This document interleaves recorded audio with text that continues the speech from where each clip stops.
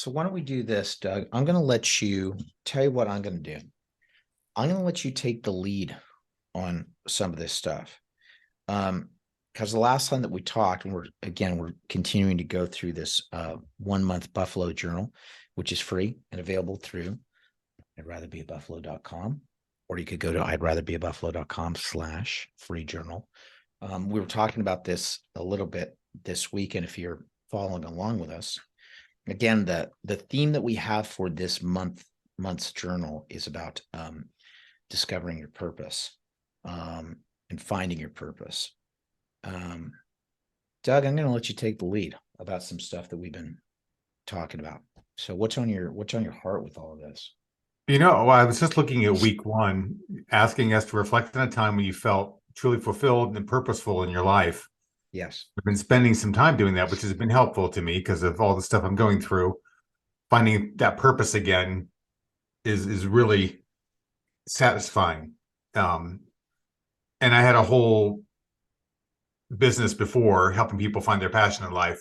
Very two sides of the same coin, purpose and passion. Yeah. And it's funny because what I came up with when I started thinking about when I felt fulfilled and purposeful, it's when times when I was making a difference in other people's lives. Yeah. Whether that was with Orphan World Relief, my nonprofit, whether that was with short-term mission trips overseas and impacting lives face to face, or just those small things. And I think I've told the story before about a coworker of mine. I was having a bad day. She was having a rough time. Her 40-year-old son moved back in with her, and I was waiting to go meet with my boss, and she was the admin. And I just asked her, "Do you want me to pray for you?" And I just spent a quick minute or two, prayed for her right there and then. And it changed my mood for the rest of my day. Mm-hmm. And it realized I made a difference in someone's life. Mm. The reason I'm at work may not be to make money or to do the things that you're typically called to do when you have a gainful employment. But it was that moment where I made a difference in someone's life. Yeah. That made that job worthwhile. Yeah. For however many years I've been doing it up until that point in time. I really love I love what Rick Warren has said before in the past, because I think that we get so caught up, particularly in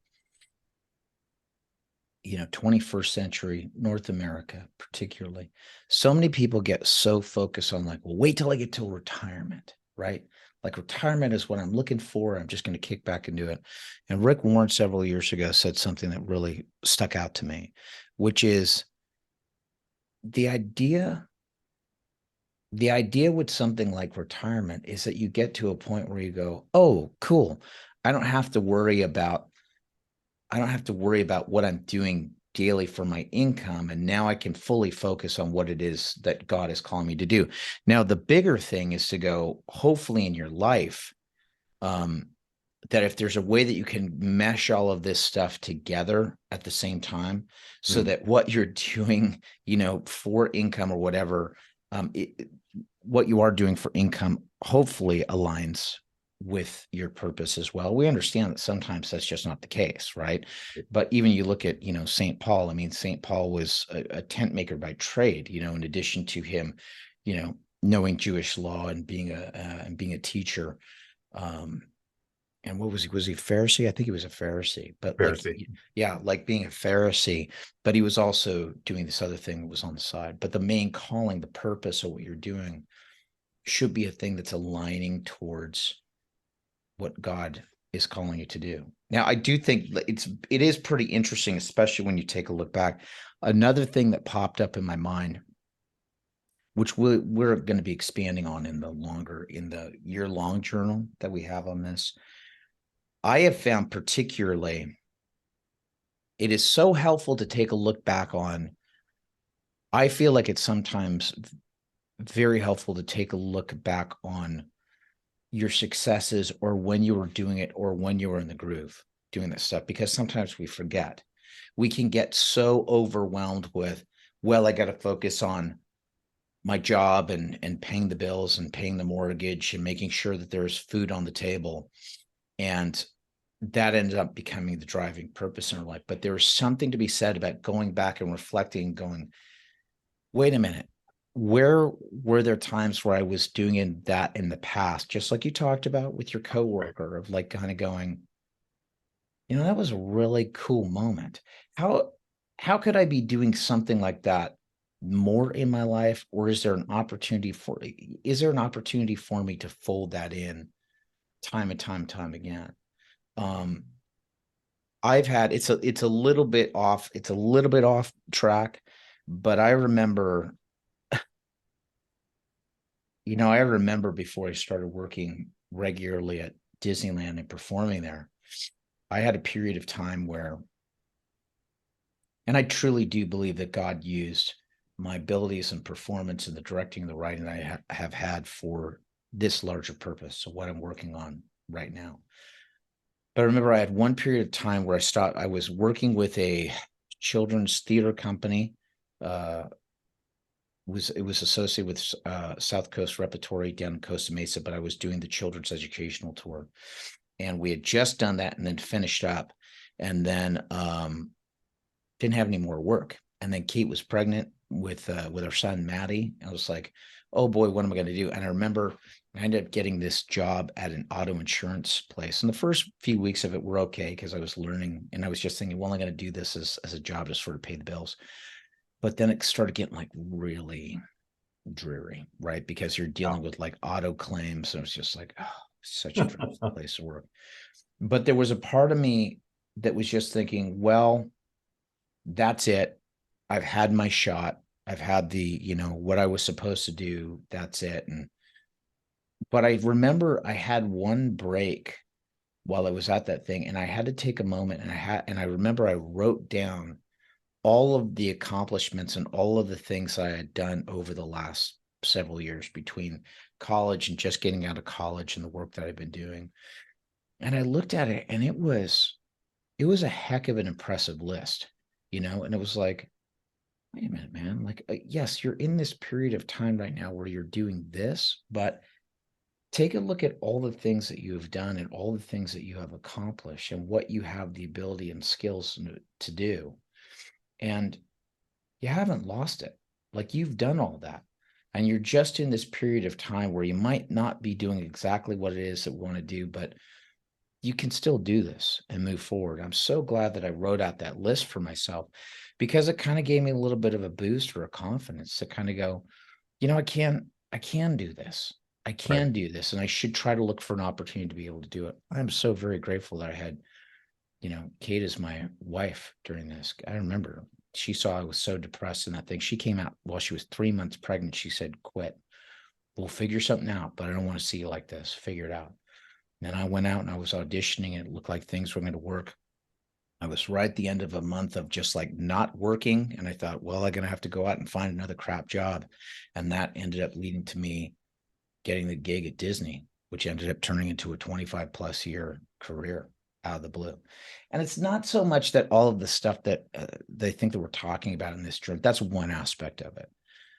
But ultimately, it is about taking a look and saying, where is it in my past? Where is it this thing that I keep going to, that it's not just about your own self-fulfillment, but there's a little bit something else that's involved in there where you kind of go, I'm good at that. Or that's something that I'm continually drawn towards. And it feels like it's something that I have a gifting or a skill in. And I think it's very important to take a look back at like the evidence that you have in your life of what God's put on your heart. Mm. I get a lot of people that come up to me consistently, and I'm not patting my own back on this, but I consistently have people saying, you're a really good teacher. Like, you're a really good speaker. I had somebody tell me once, like, I wish you had been my math teacher, right? Like, because you could have been able to explain math, in a way that I would have understood and been able to go through. And I've heard that continually through my life where I kind of go, yeah, all right, God, there's something in there. There's something with me like communicating and teaching and helping people along. There's something that you've given me as a gift. So That's anyway, good. thoughts That's on good. that? I've always said that sometimes the best vacation is the past. And I've times in my life where I've been down, where I've even gone back to the point to reevaluate when I became a Christian. Mm. and to look at the circumstances of my life before I was a Christian, and then my transformation and acceptance of Jesus Christ as my Lord and Savior, to my life after being a Christian, and what had changed in me. And during those times when I've had crises of faith, doing that very exercise, looking back in the past, really helped me put a better blinders on what was not important in my life currently, Mm. and be able to see what was truly important and focus there on those things. And I'm finding, like, right now, I need to do that with myself today. I've just, been kind of struggling and been in a mood, and looking at where in the past I've been of value. I think and a lot of times I'll draw this big circle, and I'll divide up my life into a big pie, and got my spiritual life and my walk with God and my work life and my relationship life. And the outside, concentric circles going out, the more I can shade in towards the outside, the better things are. The more things on the inside, the worse things are. And I've got to figure out what's out of balance. Mm. And right now, it just happens to be several things at once, which I think is why I'm struggling, and I'm dealing with this mood I'm in right now. Work's out of balance. Health is out of balance. Relationships are out of balance. Yeah. Some of which I've done to myself by moving down to South Carolina, which my previous passion with Orphan World Relief is out of balance. Yeah. And all these things are out of balance right now. And I've got to figure out, focus one at a time. What can I get back in balance? Yes. And what's it going to take? And remembering what my passion is, and looking for opportunities to express that passion and that purpose in life. Like I said before, making a difference in people's lives has really been what's energized me in the past. Yeah. And it's looked differently over the years. I ran a divorce care group for 7 years, ran a singles ministry, missions and evangelism at my church, ran that group for years. Taking on something new and making something out of it, and then leaving it to the next generation, is always wonderful. Yes. And so if I can find something down here in South Carolina to get my teeth into right now, and really focus on what can I do to make a difference right now, show value, add value to people's lives, build it up, whatever that happens to be, and then transition to the next thing. Yeah. I think that'll be good. I think that's a great idea. And of course, in keeping a theme with what we were talking about even last week, every step of the way, slowing down and inviting God into the middle of it, like inviting him to it. And listen, man, even as you were talking, you were just reminding me of what my friend Bonnie Utley said. I had her on the Your Creative Journey podcast about 1.5 years ago. But there's dreaming and scheming that gets to happen. I think that God gives us the opportunity. That's why I think not only thinking about the past, but also leaving. And I'm sure that this stuff is, parts of this are coming up in future weeks that we're going to be addressing. We'll talk more about it then. But there is something to be left to the imagination and vision that you have, where I think that God gives us a little bit of like, hey, use that imagination that I've given you of what is possible, right? So that we can sort of, it's the beautiful gift that he's given us to go, you know what, I think I could do this. And he goes, great. I'm glad that you have that. I'm glad that you've, have that vision that I gave you. And now what can you do to build on that, and to strive for that, right? Yeah. We live in a world, it's the thing that I talk about in the 5 reasons that you need to do creative work in your life, that book, To Follow God's Calling, that book that I've written as well. But that idea of like, he's given you this for a reason, he's given you this for a reason. And he's calling you to it. So there is something to be said about making that space and doing a little of the dream scheming. It eventually leads to the actionable steps that you have to do. But he also gives us that moment of going like, dream a little bit. I want you to dream about what could be, Imagine the dreams of God before the creation of the world. Unbelievable. And especially when you think about, my sons have just come back from they went on a brothers scuba diving trip to Bonaire, which is in the Dutch Caribbean.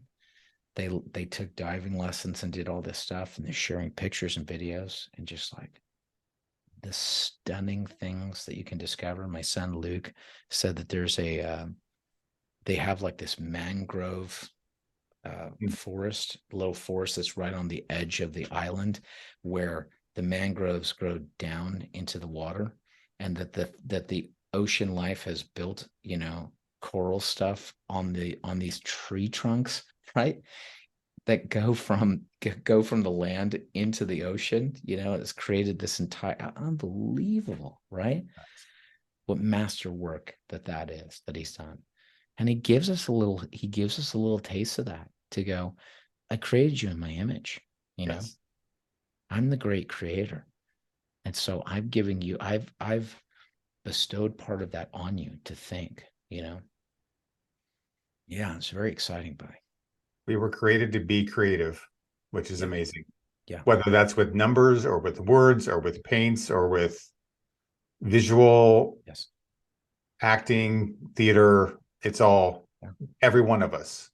Yes. Because it ultimately all points towards him. It does. It does. And that's the point.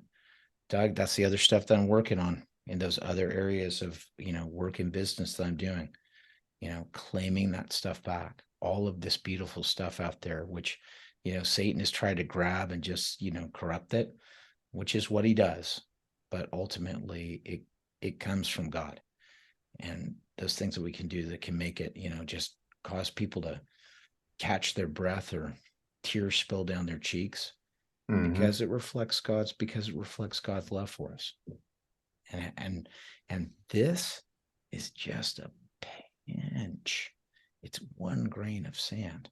It's one grain of sand compared to the infinite shoreline that he has for us in eternity, right? And so, it's good. I wish you peace, buddy, as you Thank you. reflect on some of that stuff, and just, you've got it. The Holy Spirit's prompting you with what it is that you got to work on. My big problem is being an introvert. I've got to get out of my own head sometimes. That's okay. You get to stretch a little. You do a pretty good job on these shows. So that's a good thing. That's a good thing. Awesome. Well, if you want to continue and explore some of the stuff for yourself that Doug and I are exploring, you want to go back and watch either past episodes or catch up. We're still going to keep going through this, but again, 1 month Buffalo Journal. It's available. A PDF version of it is free right now. I'd rather be at buffalo.com/free journal. Or if you feel like you want to get a hard copy like this one so that you can literally just write in it yourself, head on over to amazon.com and take a look for that 1 month Buffalo Journal by Doug Riggle and Kevin Gregg. You can get yourself a hard copy. Or if you feel like you want to have it on Kindle, you can get a Kindle version of it.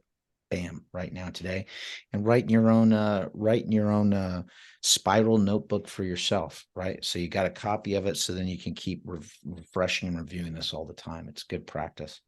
Yeah. Great, Doug. Thanks for that, buddy. Keep writing away. Looking forward to week 2, where we talk about marrying our passions with our skills and our gifts. Amen. Looking forward to unpacking that, man. Thanks, buddy.